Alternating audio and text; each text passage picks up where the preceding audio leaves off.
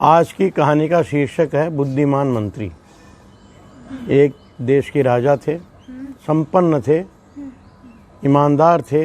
उनकी राज्य में प्रजा बहुत सुखी थी, लेकिन जो भी गलत काम करता था राजा उसको दंड देते थे और दंड उसको तुरंत मिलता था। समृद्धशाली थे, बहुत संपन्न थे, प्रजा बहुत सुखी थी, पूरी प्रजा ख्याल रखते थे।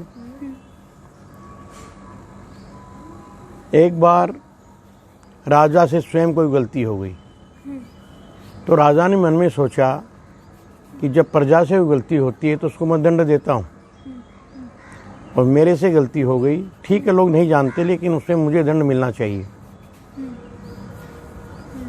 और मन में उनके बड़ा वो थी, ग्लानि थी। ग्लानि मतलब पश्चाताप कि मेरे से गलती हो गई। अच्छा। उसका दंड मुझे मिलना चाहिए। तो उन्होंने दूसरे दिन दरबार लगा। उन्होंने कहा प्रजा से, उनके मंत्री वगैरह सब लगे कि भाई मेरे से गलती हो गई और अब मैं राजा का चुनाव दूसरा कर लीजिए, मैं राजा नहीं रहूँगा, क्योंकि दंड सबके लिए होना चाहिए। प्रजा दंड लेती है तो राजा को भी दंड मिलना चाहिए। प्रजा बहुत दुखी हो गई। इतना बढ़िया राजा, इतना पूरा प्रजा ख्याल रखने वाला, मंत्री परेशान हो गया। तो मंत्री ने एक योजना बनाई।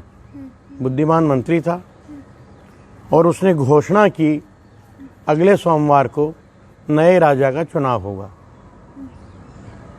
और सोमवार को सुबह प्रातःकाल महल में जो राजा से पहली बार मिल लेगा उसी को राजा नियुक्त कर दिया जाएगा।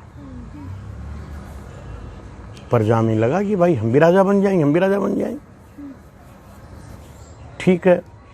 इधर मंत्री ने सोमवार का दिन आने से पहले मंत्री में नगर को बहुत सजाया, और राजा का जो महल था वो नगर से 1 किलोमीटर ऊपर पहाड़ी पर था।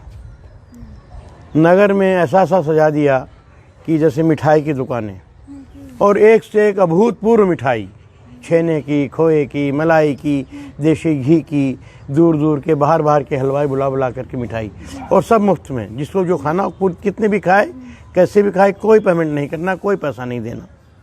एक बाजार बनवा दिया उन्होंने वस्त्रों का, परिधान माने कपड़े, उसमें स्त्री पुरुष बच्चे सबके कपड़े, और एक से एक महंगे कपड़े, और वो भी मुफ्त, बिना पैसे के।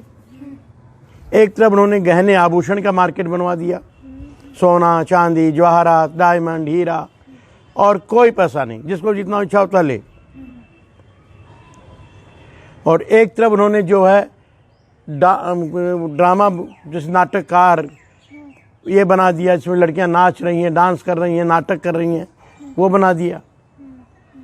मतलब भिन्न भिन्न प्रकार के मार्केट सजा दिए।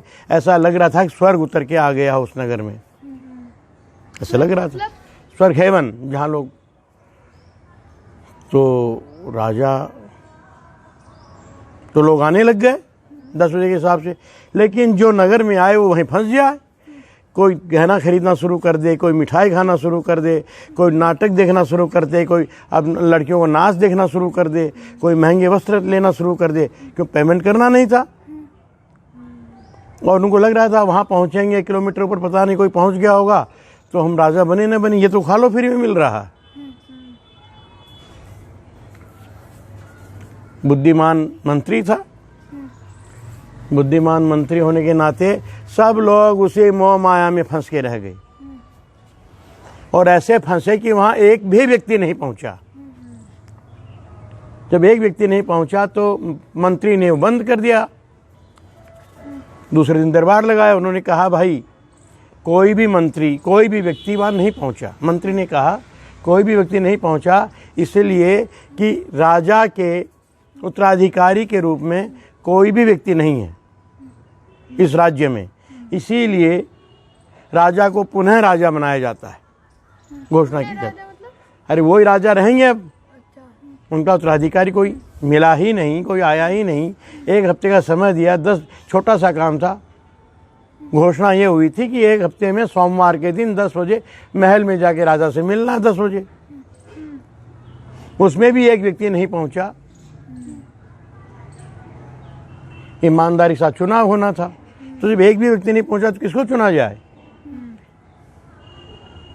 और प्रजा ने कहा हाँ ठीक है क्योंकि राजा सबको प्रिय था।